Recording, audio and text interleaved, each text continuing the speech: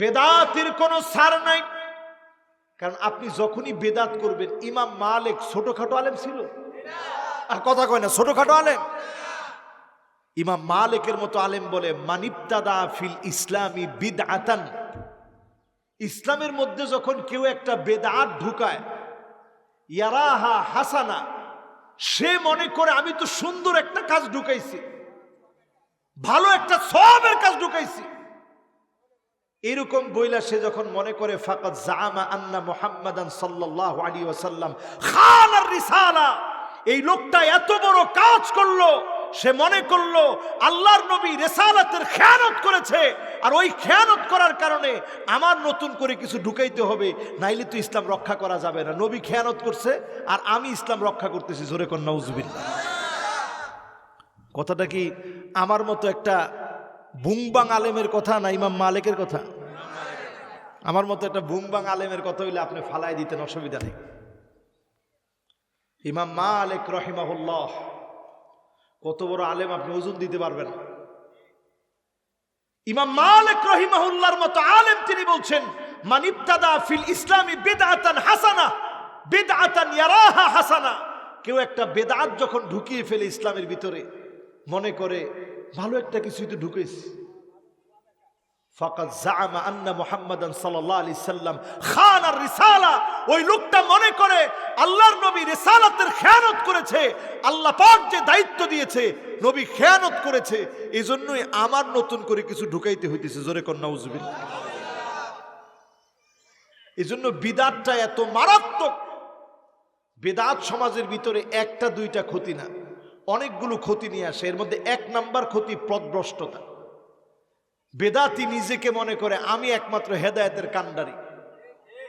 আপনি গিয়া খোঁজ নিয়ে দেখবেন তার বাড়িতে ভালো করে পর্দাও নাই। পর্দা এটা মনে হয় নফল জিনিস, নাও এটা কি ফরজ? কেমন ফরজ ভাই? কেমন ফরজ?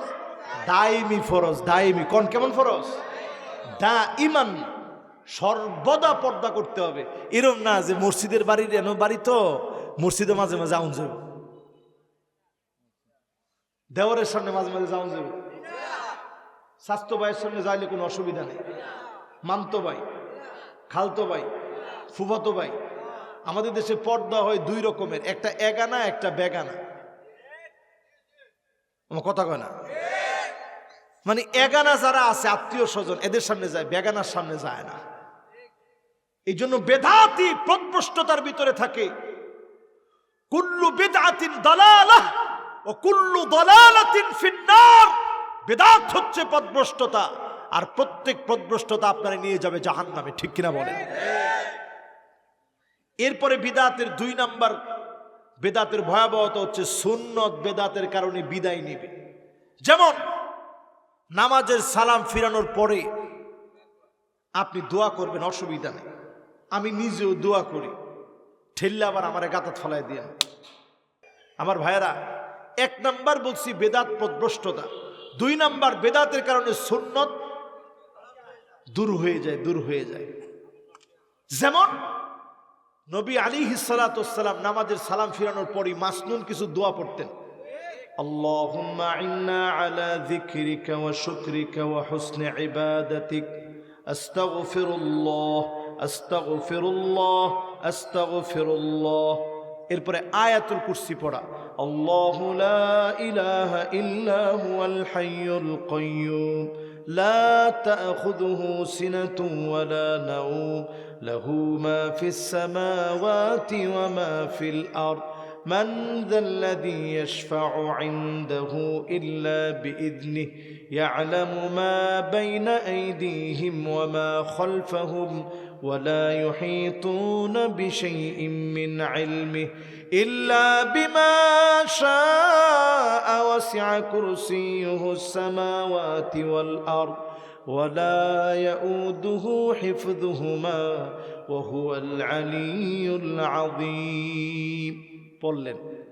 এরপরে ফজরের নামাজ হলে সূরা ইখলাস একবার, ফালাক একবার, নাস একবার, আবার সূরা ইখলাস ফালাক নাস, আবার সূরা ইখলাস ফালাক নাস, তিনবার পড়লেন। ফু দিয়া সারা শরীরটার এইভাবে মুছে দিলেন। এই দোয়াটা পড়তে দেরি। আপনাকে যদি কেউ কালো জাদু করে থাকে, বান দিয়ে থাকে, টোনা করে থাকে, কুফরি কালাম করে থাকে, তাবিজ করে থাকে, সবগুলা থেকে আল্লাহ হেফাজত করবে। পড়েন আল্লাহু আকবার। এরপরে দেখেন, সুন্নত যদি আমার ভিতরে না থাকে, বিদআত আসে। ইসলামের বিজয়ে বাধা সৃষ্টি করে বেদাত। কিরকম বাধা সৃষ্টি করে? একটা মাহফিল হবে, ইসরায়েলের বিরুদ্ধে মিছিল হবে, শুধুমাত্র বেদাতকে কেন্দ্র করে। এত বড় আন্তর্জাতিক ইস্যুতে, মুসলমানের রক্তের ইস্যুতে, মুসলমানের বন্ধনের ইস্যুতে বেদাতের কারণে বেদাতীরা একত্রিত হতে পারে না, ঠিক কিনা বলে? এরপরে বেদাতের কারণে দিনকে বিকৃত করে মূল ঠিক রাখে না, দিনকে বিকৃত করে ফেলে। যেমন বেদাত এইরকম জায়গায় নিয়ে চলে যায়, বলে মুনকার নাকির আমার কাছে আসবে না, আমার পীর আমার কাছে আসবে। কিরে ফাইলি তোরা? পীর তার কাছে আসবে, মুনকার নাকির আসবে না। এটা কিসের কারণে তৈরি হয়েছে ভাই? বেদাতের কারণে। এরপরে বিদআতের কারণে আল্লাহর নবীজির নামে অভিযোগ তোলা হয়। নবীজি যেটা পারে নাই সেটা আপনি করবেন, এই জন্য আল্লাহর নবী বলবে সুকান সুকা, দূর হয়ে চলে যা। আমার রক্তে জড়া দ্বীন ইসলামের ভিতরে তুই ফাটল ধরিয়েছিলি, আমার বিরুদ্ধে অভিযোগ করেছিলি, আজকে তোর সঙ্গে আমার কোনো সম্পর্ক। এরপরে বিদআতের কারণে উম্মতকে বিভক্ত করে ফেলে। নবীজি জন্য বারবার বলছে ইয়াসসিরু ওয়ালা তুআসসিরু, বাশশিরু ওয়ালা তুনাফফিরু, সহজ করে দাও, কঠিন করে দিও না। উম্মতকে সব সময় কাছে ডাকো, দূরে ঠেলে দিও না।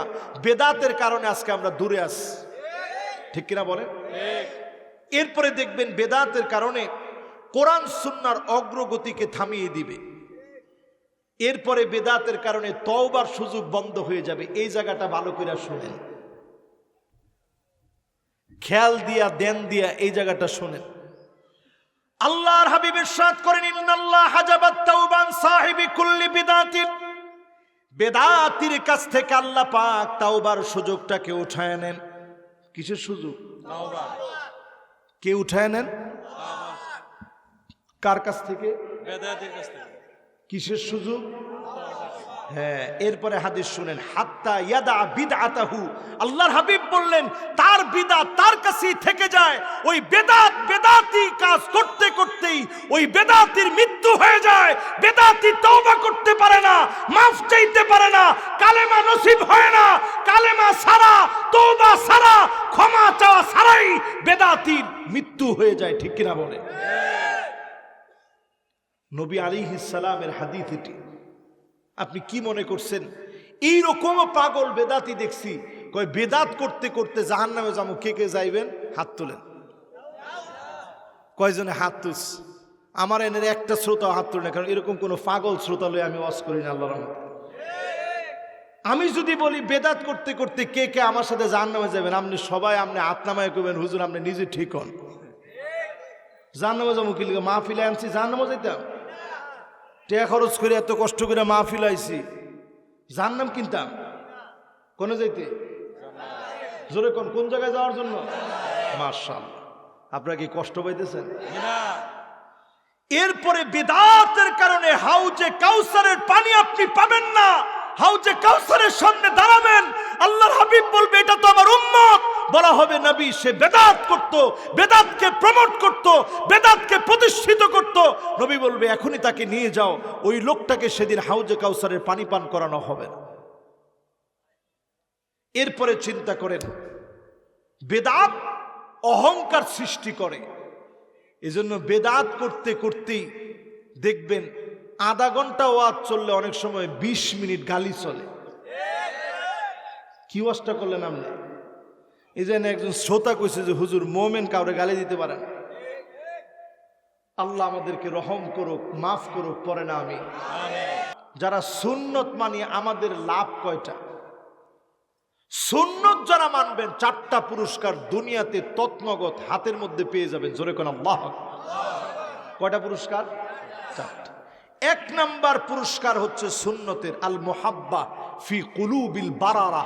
নেককারদের দিলে আল্লাহ মোহাব্বত দিয়ে দিবে। জোরে কোন সুবহানাল্লাহ। যে লোকটার হাতে বিড়ির গন্ধ, বালিশে বিড়ির গন্ধ, মুখের মধ্যে বিড়ির গন্ধ, এরকম লোক না।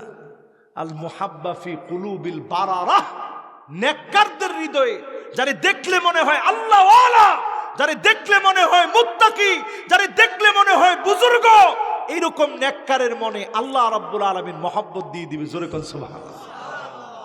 আপনারা দেখলে লোকটা ভালোবাস।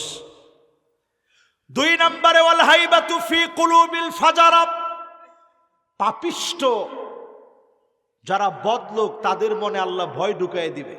দেখবেন আপনি এদিক দিয়ে হাইটা যাইতেছেন, আপনার কাছে কোনো বন্দুক কোনো পিস্তল কিচ্ছু নেই, কিন্তু বদকার দেখা মাত্র আপনার 3-4 বার পিছতে ঘুরে ঘুরে দেখে। দেখার উদ্দেশ্য কি? আপনি কি তারে গুলি করবেন? না, আপনারা ঘুরে ঘুরে দেখে, কারণ আপনারা দেখলে তার একটা ভয় লাগে। এই ভয় দিছে কে? এরপরে 3 নম্বর পুরস্কার আস-সাআতু ফির রিজক, রিজিকের ভিতরে আল্লাহ বরকত ঢেলে দিবে। জোরে কোন সুবহানাল্লাহ। দেখবেন অনেক রিক্সা চালক, ঠেলাওয়ালা, ভ্যানওয়ালা কি সুন্দর চলে ফিরে, চেহারাটা দেখলে চকচক চকচক করে। আর অনেক টাকাওয়ালা দেখবেন চেহারাটা দেখলে জন্ডিসের রোগীর মতো মনে হয়, ঠিক কিনা বলেন? এরপরে 4 নম্বর পুরস্কার আস-সিকাতু ফিদ্দীন, দিনের ব্যাপারে মালিক প্রবল বানায় দিবে। আপনাকে যদি জ্বালায় ফেলা হয়, পুরায় ফেলা হয়, এক চুল ইমানের পথ থেকে নড়ানো যাবে না। জোরে কোন আল্লাহু আকবার। তাহলে সুন্নত মানতে রাজি আছেন তো ইনশাআল্লাহ? সবাই মানবো তো ইনশাআল্লাহ?